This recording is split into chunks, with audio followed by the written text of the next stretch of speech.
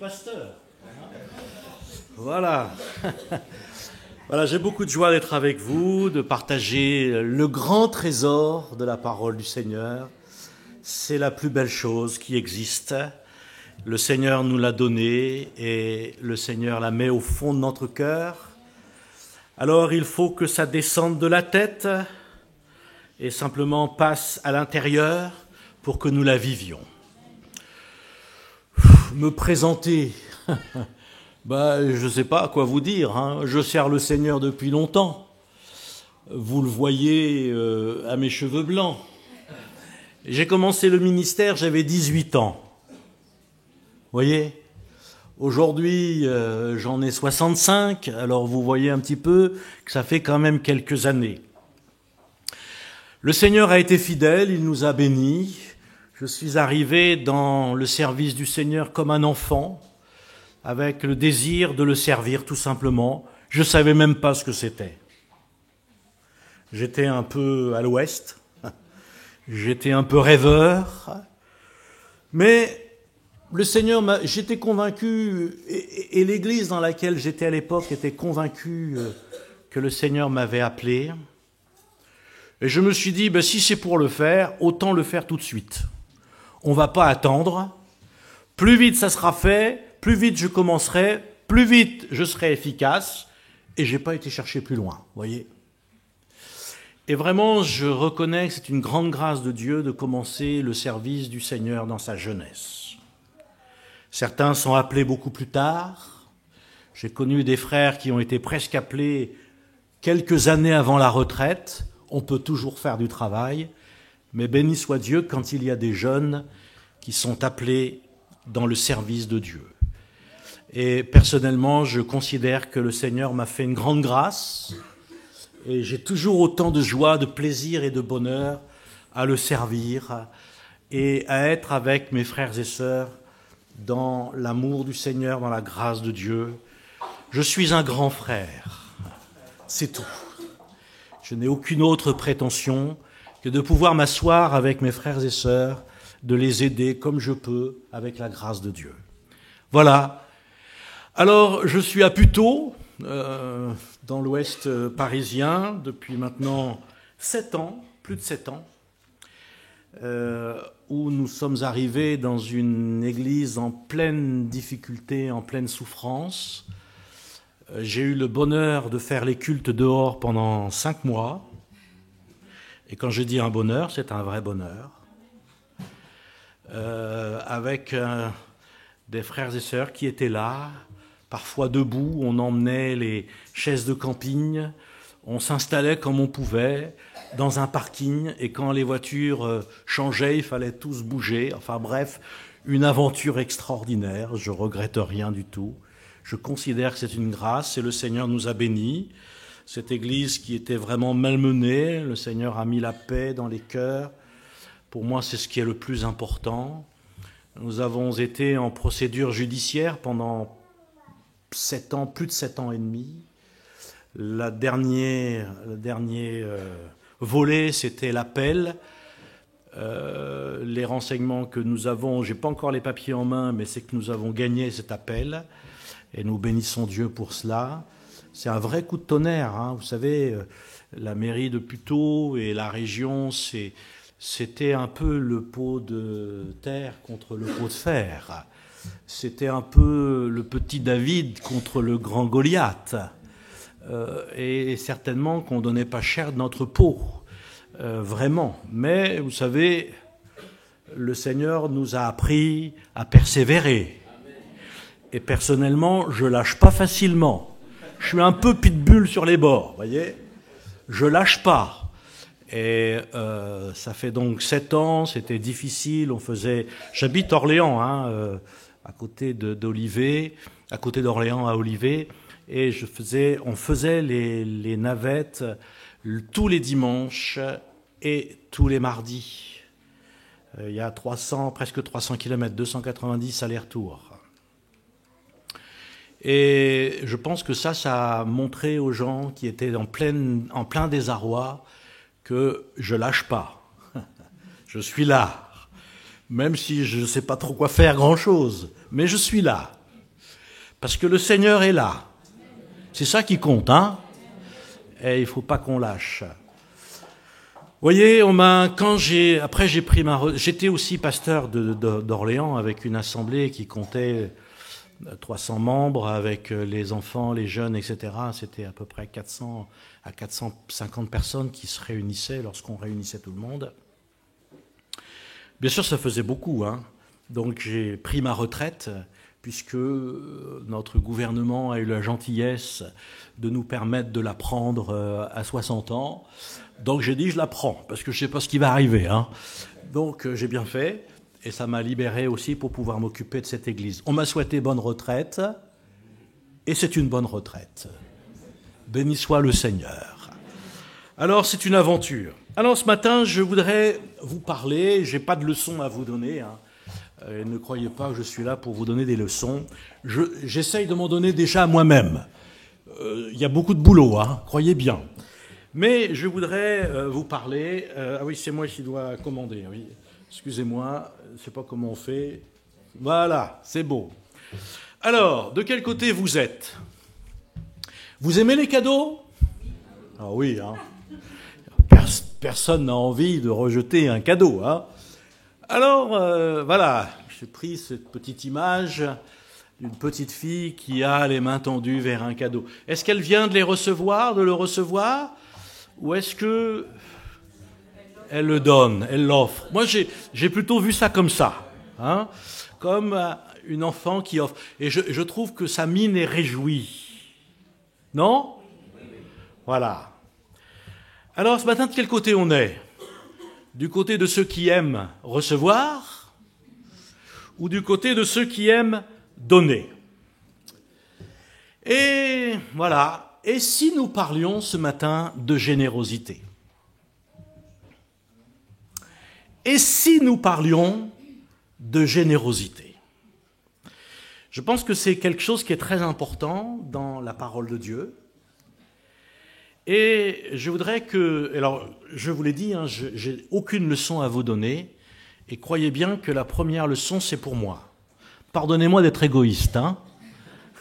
C'est pour moi, parce qu'on se place tous devant la parole de Dieu et devant ce qu'il nous dit. Alors il faut reconnaître que le monde sait faire dans le domaine, dans l'appel à la générosité. Il le fait avec brio, hein. Ça suscite l'émotion, téléthon, site d'action, resto du cœur. C'est devenu un spectacle. Et du grand spectacle. Et on sait faire, hein.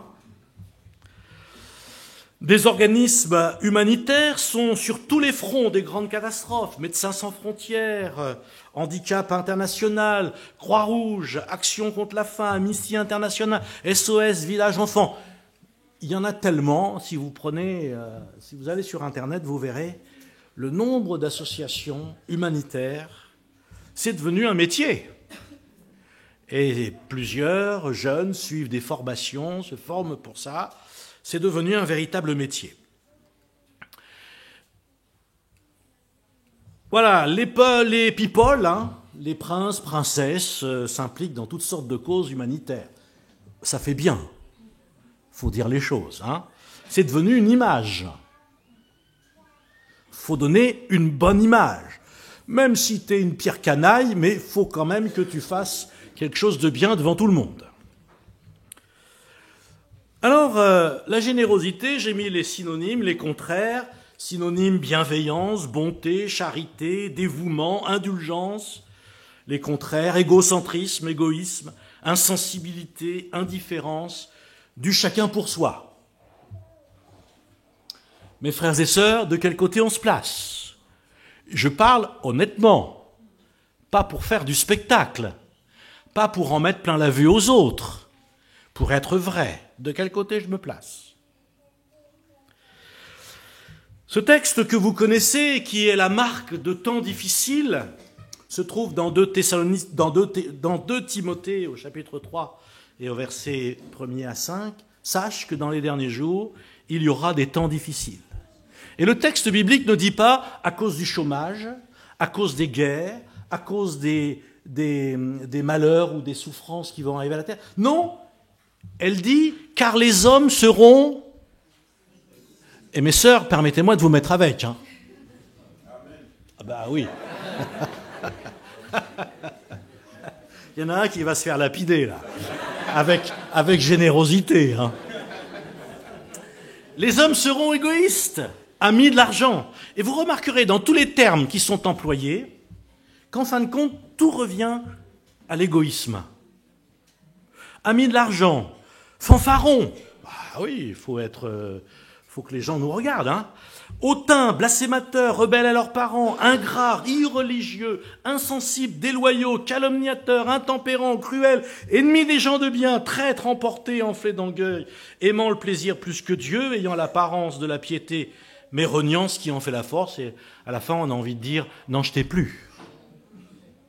Et il dit « éloigne-toi de ces hommes-là ». Alors, permettez-moi, suivant ce plan qui nous est donné ici, de vous parler de la vision d'une Église dans les temps de la fin. On va faire le contraire. Alors, ce n'est pas un texte biblique que j'ai fait. J'ai simplement repris le contraire. Sache que dans l'Église, il y aura des jours heureux malgré les temps difficiles. Car les frères et sœurs seront généreux, amis des petits et des faibles, ne cherchant pas à être au-dessus des autres, pleins de louanges envers Dieu, prenant soin de leur famille, reconnaissant envers Dieu et son prochain, assidus à leur culte et prière, pleins d'attention aux autres, fidèles à leurs paroles, disant du bien de tous.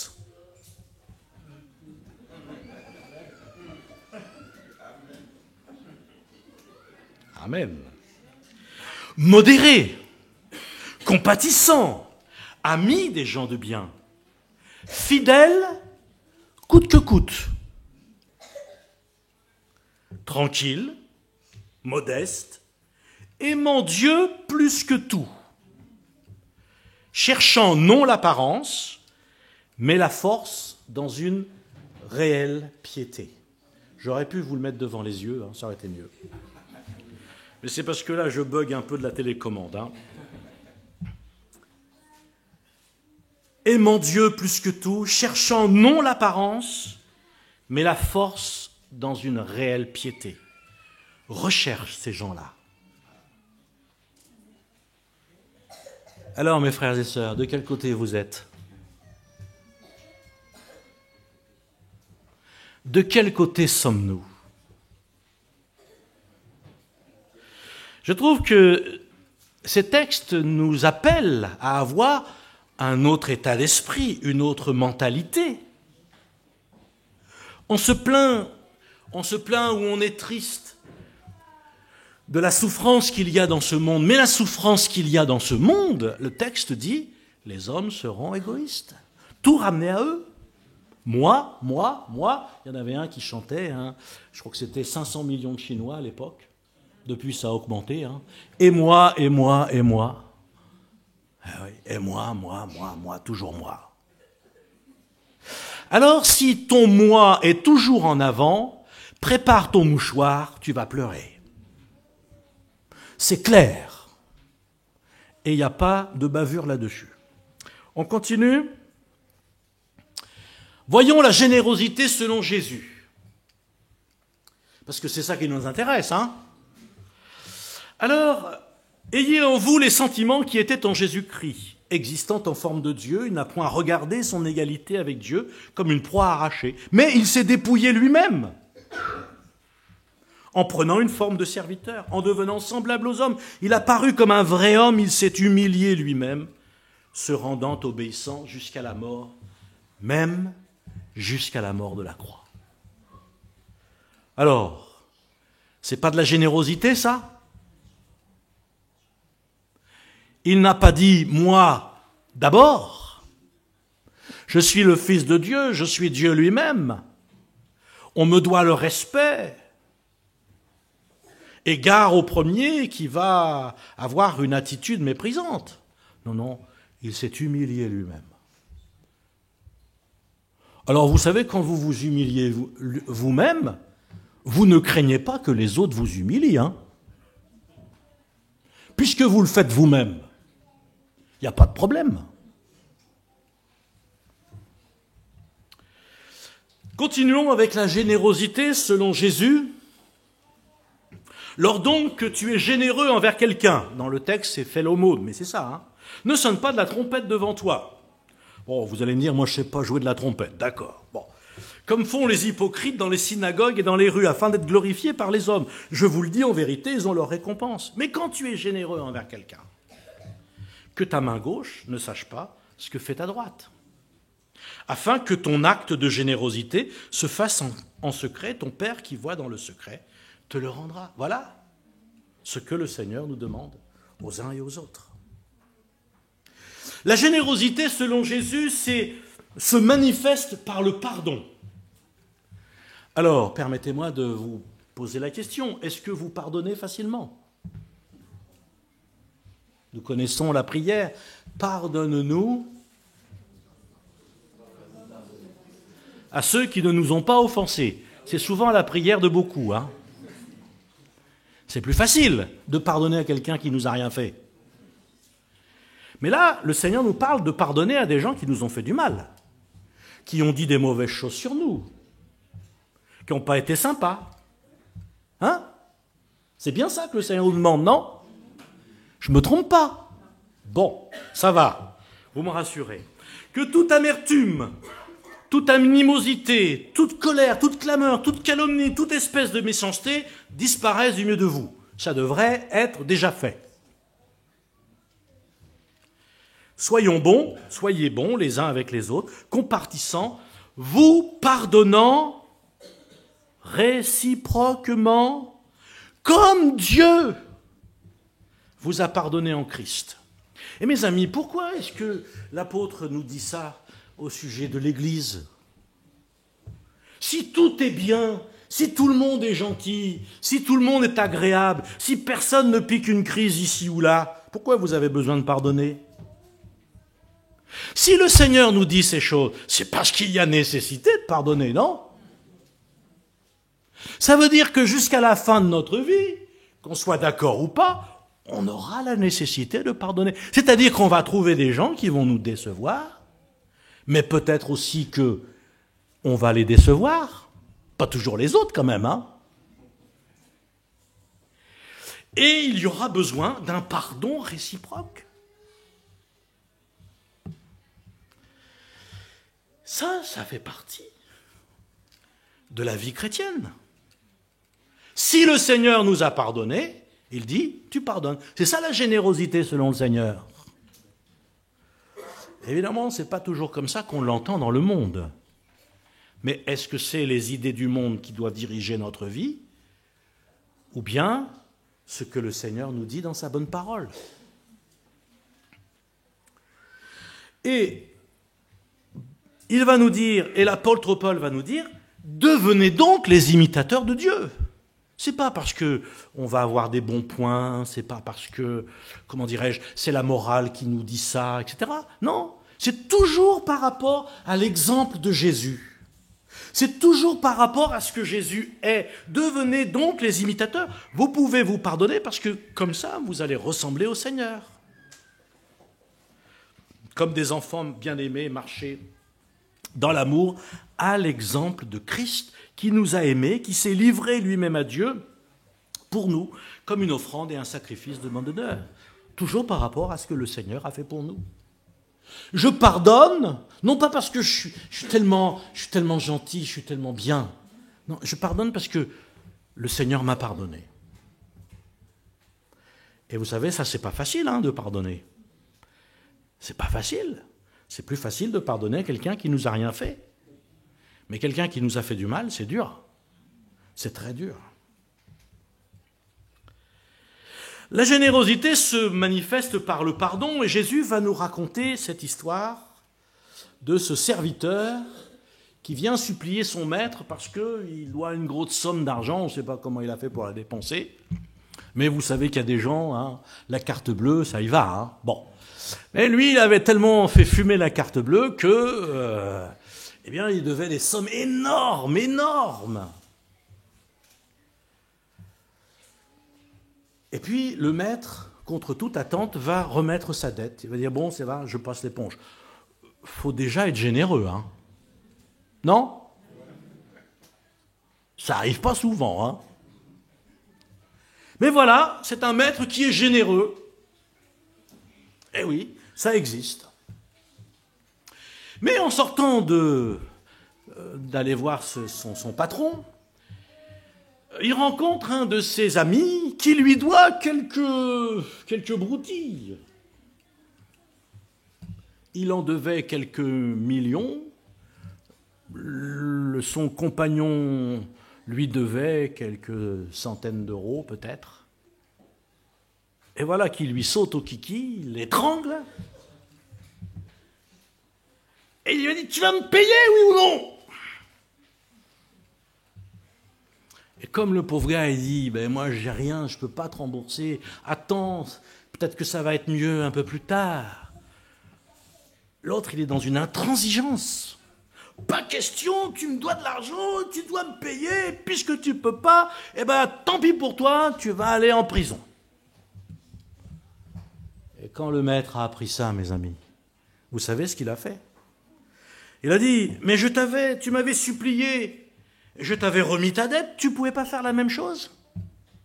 Voyez-vous, mes amis, le Seigneur attend que nous fassions ce que lui a fait.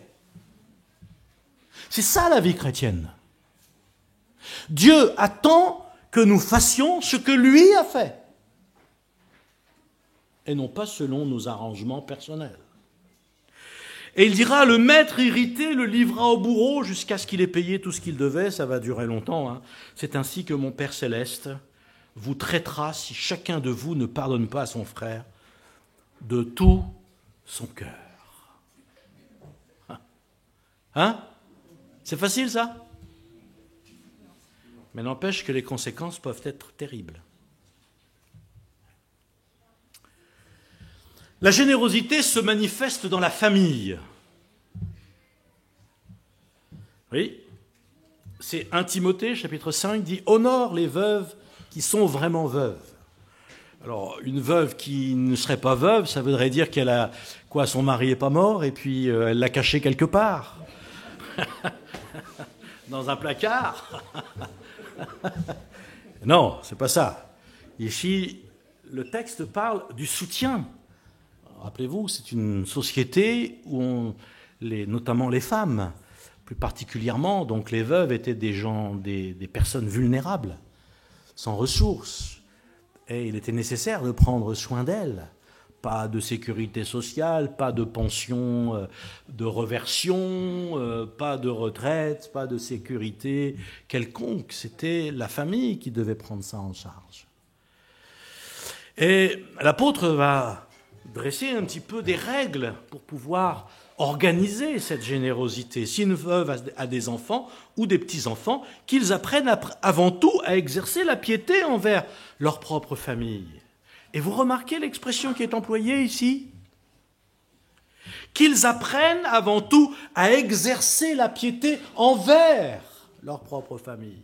La piété, elle s'exerce pas seulement envers Dieu. Elle s'exerce envers les autres. Et à rendre à leurs parents ce qu'ils ont reçu d'eux, car cela est agréable à Dieu. Et le texte ajoute, si quelqu'un n'a pas soin des siens, et principalement ceux de sa famille, il a renié la foi, il est pire qu'un infidèle. Est-ce qu'on peut poser la question ce matin? Quelles sont tes relations avec ta famille? Bonnes, pas trop bonnes, passables, pluvieux, tempétueux?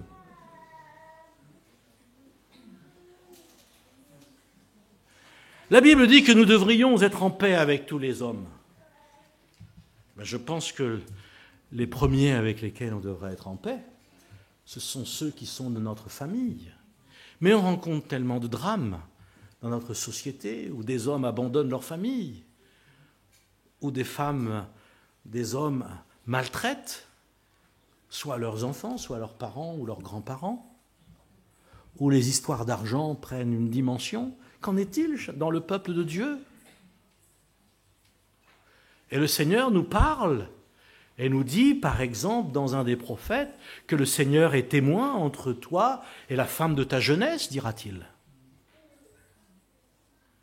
Mes amis, nous ne pouvons pas traiter à la légère des situations familiales qui sont dramatiques. Et j'ai rencontré tant de jeunes, tant d'enfants blessés, meurtris, parce que dans la famille, c'était la guerre, et malheureusement aussi au milieu de ceux qui se disent enfants de Dieu. Nous ne pouvons pas traiter ces choses-là à la légère, mes amis. La générosité, telle que le Seigneur l'a définie, elle se manifeste d'abord et en premier dans notre cadre familial. Les histoires de famille, il y en a des fois, et ce n'est pas toujours très simple, et c'est compliqué à régler. Mais ce que j'ai vu, personnellement, c'est que quand quelqu'un aime le Seigneur et crie à Dieu pour que les choses se règlent, ça se fait. Ça prend parfois du temps. Il ne faut pas que les blocages viennent de nous. J'ai souvent remarqué que, en général, dans le langage des uns et des autres, ça vient toujours des autres. Et il faut que le Seigneur touche notre cœur pour que quelqu'un commence à reconnaître que peut-être ça viendrait bien un petit peu quand même, un peu de lui. Un petit peu, hein, pas beaucoup, mais un petit peu. Voyez-vous, mes frères et sœurs, Dieu a besoin de travailler nos cœurs. Et je le répète, je n'ai pas de leçon à vous donner.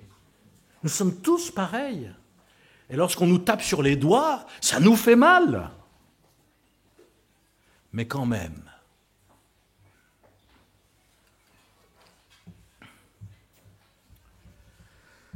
La générosité se manifeste aussi envers ceux du dehors. Nous connaissons tous la parabole qu'on appelle le bon samaritain. Il a dû être étonné qu'on l'appelle le bon samaritain. Il ne s'attendait pas à ça, le gars. Lui, il a fait quelque chose qui lui semblait tellement ordinaire. Mais depuis des générations, on parle de lui comme le bon samaritain. Alors, il est très étonné. Mais voilà qu'il se retrouve, malgré lui, dans une situation compliquée. Il est en voyage, en plus dans un pays qu'il n'aime pas beaucoup, hein, parce que vous savez qu'entre les Samaritains et les Juifs de cette époque, c'était plutôt à couteau tiré. Et voilà qu'il est là, et en passant, il voit un blessé sur le bord du chemin. Il est à moitié mort. Vous allez me dire, l'optimiste dira, oui, mais il était à moitié vivant. Certes, mais quand même. Il est là dans son sang, il est malmené, il est dépouillé, il n'a plus rien. Et il dit, ce Samaritain qui voyageait, étant venu là, fut ému de compassion lorsqu'il le vit. Mais il ne s'est pas contenté de dire, oh là là, dans quel monde on vit, hein. Comme l'insécurité, il n'y en a plus. Hein. La sécurité, c'est pas possible. Ah là, mais c'est la fin des temps. Ah mon Dieu, comme c'est terrible. Je vais acheter des verrous supplémentaires et m'enfermer sérieusement.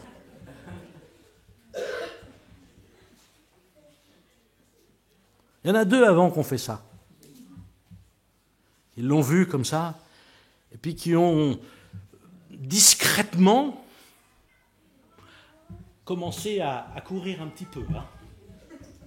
Pourquoi ? Parce que en s'arrêtant, on prend des risques. Les bandits sont peut-être pas si loin que ça. Hein.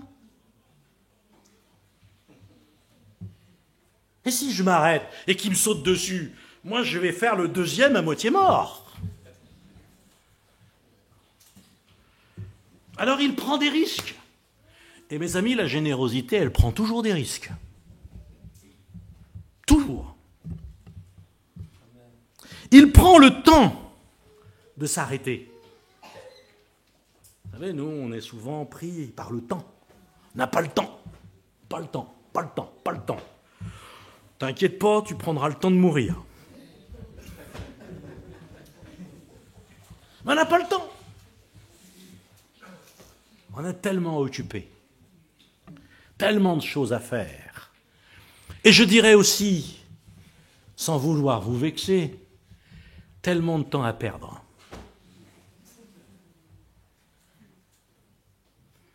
Soyons honnêtes. Parfois, on n'a pas le temps de venir à une réunion, mais pour passer notre temps devant un film complètement idiot, d'un seul coup, on a l'œil éveillé. Hein. Avant, on était fatigué, on ne pouvait pas. Prier, on s'endormait. Hein. C'est curieux quand même. Non? Vous ne trouvez pas ça curieux? Ça vous arrive pas? Ah, vous voyez, ben moi aussi, hein, ça peut m'être arrivé.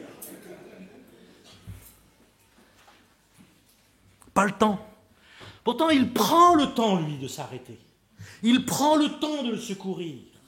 Et si on veut être généreux, ça demande du temps. Il cherche à adoucir les plaies. Eh oui, parce que c'est tellement à vif. Vous avez des gens autour de vous qui sont tellement à vif que vous pouvez leur parler tant que vous voulez. Vous savez, s'il s'était arrêté pour lui faire un beau discours, hein, en lui disant, tu sais, hein, faut que tu crois, hein. Ah oui, ça aide. Vous croyez que ça leur a aidé vraiment? Non, la première des choses qu'il fait, c'est qu'il adoucit ses plaies. Ensuite, il met ses moyens à sa disposition. Vous entendez? Il va pas dire, oh là, tu sais, moi, j'ai rien, enfin, pas grand-chose, peut-être un petit quelque chose quand même, mais je peux pas m'engager comme ça, c'est pas possible. Non, il met ses moyens, ce qu'il a à sa disposition. D'abord, sa propre monture. Et vous savez, à l'époque, avoir une monture, ça coûtait cher. Ça vaut bien le prix d'une voiture aujourd'hui. Hein. Mais il le met à la disposition. C'est-à-dire, moi, je vais marcher à pied, et toi, tu vas monter dedans. Il n'a pas dit, je vais te monter, mais attention, hein, tu ne salis pas les banquettes. Hein. Et puis, il va beaucoup plus loin encore. Il le confie à quelqu'un qui va le soigner. Et il va payer pour ça. Ben moi, je dis chapeau. Oui, chapeau. Et je crois que c'est un exemple que Dieu nous donne. Et vous savez, Jésus n'a pas pris cette histoire au hasard. Il a pris l'histoire d'un homme qui était méprisé par les autres. C'était le dernier des derniers, un Samaritain. On ne sait même pas d'ailleurs s'il a des sentiments, ce gars-là. On ne sait même pas s'il a une âme. On en discute encore en théologie. Mais voilà l'exemple qu'on te donne. Mes frères et sœurs, il y a des gens qui nous donnent des leçons dans la vie autour de nous. C'est peut-être un bon païen, c'est peut-être quelqu'un qui ne se soucie pas de Dieu, mais parfois on trouve une telle générosité. Et j'ai remarqué que parfois c'est les plus pauvres, les plus petits, ceux qui n'ont rien, qui sont prêts à donner. Lorsque j'ai faisais un appel pour aider une famille, j'ai vu des gens qui n'avaient pratiquement rien, mais qui disaient « Oh, j'ai deux draps, ben je vais en donner un. » La générosité des petits m'a souvent interpellé. Ouais. Et parfois j'ai eu honte. Parce que moi j'avais. Et je n'étais pas forcément prêt à donner.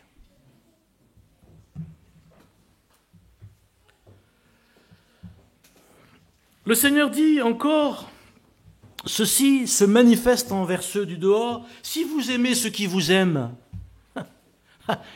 Quelle récompense? Les publicains n'agissent-ils pas de même? Si vous saluez seulement vos frères, vous permettez une petite parenthèse, vous les saluez vos frères à la sortie du culte? Je referme la parenthèse. Que faites-vous d'extraordinaire? Les païens, ils agissent pareil. Même dans la mafia, ils se saluent. Hein, et même ils s'embrassent. formidable quand même, hein? Le Seigneur dit, mais qu'est-ce que tu fais d'extraordinaire si tu fais ça? Par contre, si tu salues des gens que tu connais pas, tu t'intéresses à des gens qui peut-être pour toi ne sont pas très intéressants, ben là tu fais quelque chose de bien. Voyez? Moi, des fois, je suis malheureux quand, dans une église, quelqu'un arrive pour les premières fois, c'est tout juste si on lui parle.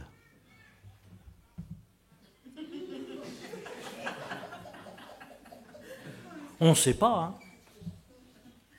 Non, mes frères et sœurs. Alors moi, j'ai rencontré aussi des chrétiens qui se plaignaient. Ah, vous savez, on me dit jamais bonjour. Ah bon? Moi, la première des réponses était, et vous allez dire bonjour? Parce que moi, j'ai fait l'expérience. Hein. C'est très dur qu'on ne vous dise pas bonjour quand vous allez dire bonjour. Hein. Ah là, ça, vous savez, c'est très très dur. Hein. J'ai jamais rencontré quelqu'un à qui je disais bonjour qui... Non, moi je dis pas bonjour. Jamais. Ça existe peut-être, hein, mais moi jamais.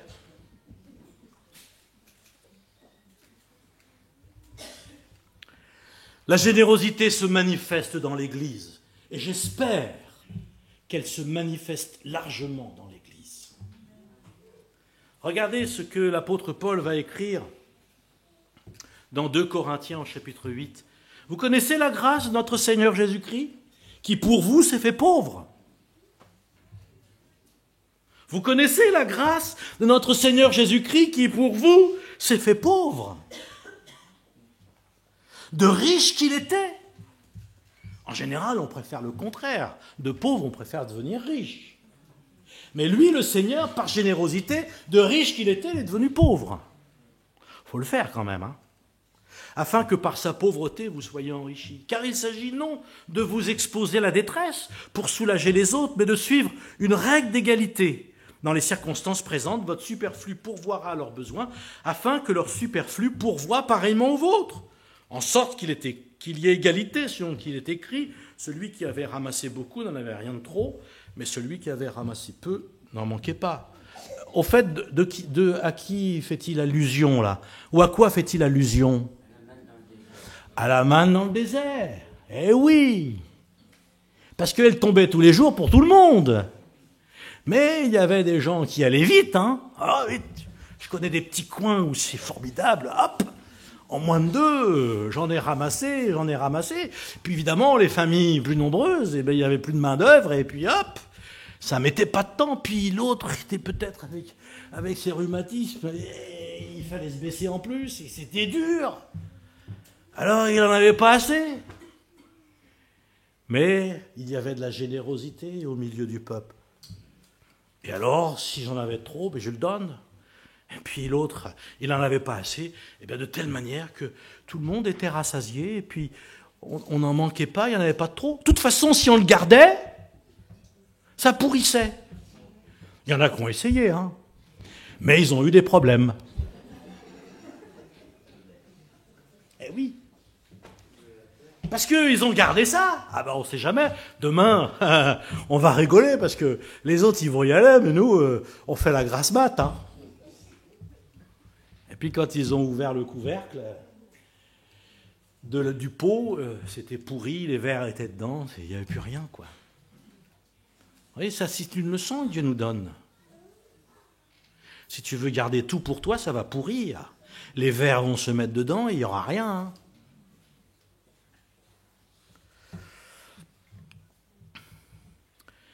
Alors, je vais terminer par les bons effets de la générosité. Hein?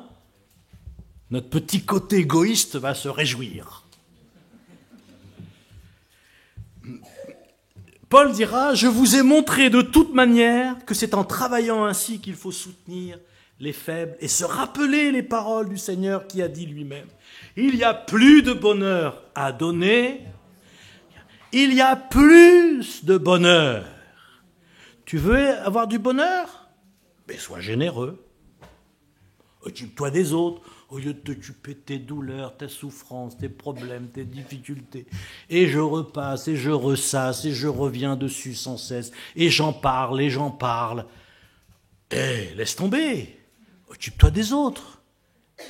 Mes amis, si vous souffrez, allez faire un tour dans les hôpitaux et vous allez vous sentir en bonne santé de façon extraordinaire. Allez-y, vous allez voir, c'est garanti, hein. Et je ne vous fais pas payer pour l'ordonnance. Allez-y.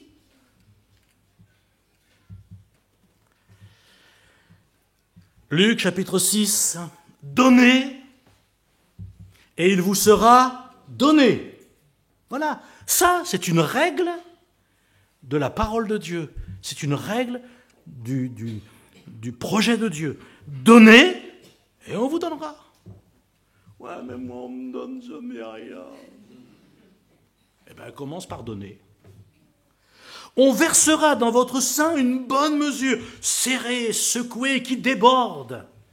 Car, dit le Seigneur, on va vous mesurer avec la mesure dont vous vous êtes servi. Vous savez que ce texte-là, moi, ça me fait dresser le peu de cheveux qui me reste sur la tête. Parce que tu vas être jugé en fonction de ce que tu juges les autres. Hein. Alors, si tu as la dent dure, moi, à ta place, je me méfierais.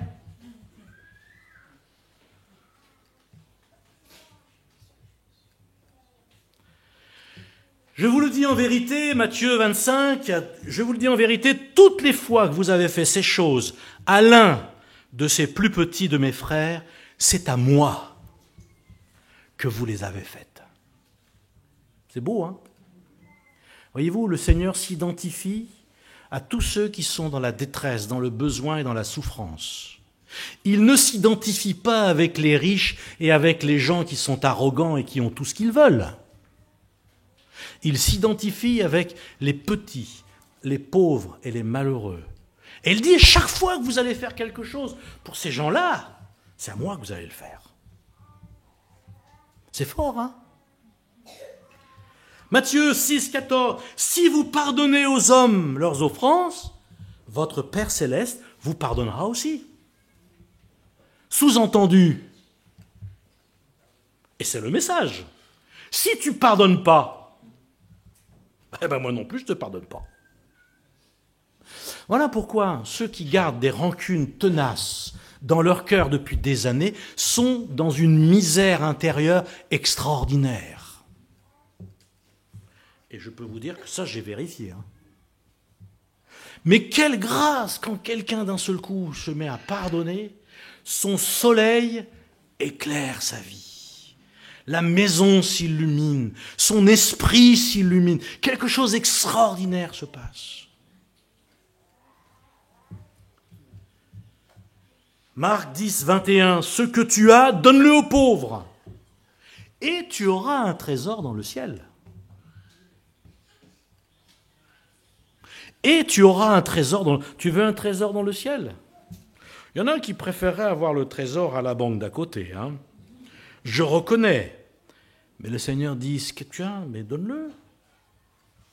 Il y a des choses à donner, il y a des choses à faire. Et je termine par ce texte, parce que ce n'est pas seulement que le Nouveau Testament qui dit ces choses-là, mais même déjà dans l'Ancien Testament, dans le livre du Deutéronome. Dieu avait ordonné à son peuple de prendre soin des faibles, des petits et de ceux qui n'étaient pas, qui avaient eu des cassures dans leur vie. Dans Deutéronome chapitre 15, il dit, vous pourrez relire le chapitre 15, hein, donne-lui de tout ton cœur, ne lui donne point un regret. Moi, je suis obligé de lui donner parce que qu'est-ce qu'on va penser de moi? Non, car à cause de cela, écoutez bien, l'Éternel, ton Dieu, te bénira dans tous tes travaux et dans toutes tes entreprises. Il n'y a pas de place pour les radins dans l'œuvre de Dieu et dans l'Église de Jésus-Christ. L'avarice, c'est un péché. Et oui, l'avarice, c'est un péché devant le Seigneur, et un péché grave. Dieu te bénira si tu es généreux, dans tous tes travaux et dans toutes tes entreprises. Il y aura toujours des indigents, des pauvres dans le pays. Et le Seigneur Jésus va reprendre exactement la même chose en disant, vous aurez toujours les pauvres avec vous. Vous pouvez leur faire du bien quand vous voulez. La seule question, c'est, quand est-ce que tu veux? C'est ça la question. Hein. C'est pourquoi je te donne ce commandement, tu ouvriras ta main à ton frère, aux pauvres et à l'indigent dans ton pays. Voyez, c'est un sujet, et là je l'ai juste effleuré. Juste effleuré. Mais je crois que quand nous regardons ces textes devant le Seigneur, nous disons, ô Dieu, je ne suis pas si bien que ça en fin de compte. Hein. Je suis peut-être pas tout à fait du côté de ceux qui sont des égoïstes convaincus, mais quand même. Est-ce que je suis du côté des généreux convaincus? Et quand je lis ce texte, je ne peux pas dissocier la foi, la piété, la relation avec Dieu, avec la générosité. Alors que Dieu nous aide. Je vous l'ai dit, je ne suis pas venu avec des reproches, je viens simplement avec un cœur. Et que Dieu me fasse grâce à moi aussi. Et premièrement, si c'est possible.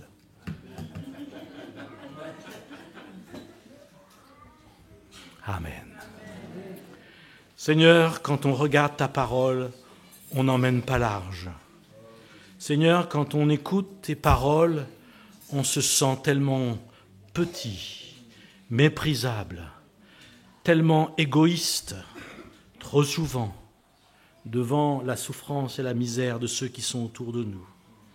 Seigneur, viens à notre secours et mets dans notre cœur la générosité qui était en Jésus-Christ, qui n'a pas considéré comme étant d'avoir une position, d'avoir une richesse, d'avoir des capacités tellement extraordinaires, mais qui a tout abandonné pour nous. Seigneur, jamais nous n'arriverons à comprendre cela, mais donne-nous au moins de lui ressembler un peu. Seigneur, fais-nous grâce, au nom de Jésus. Amen. Que Dieu vous bénisse.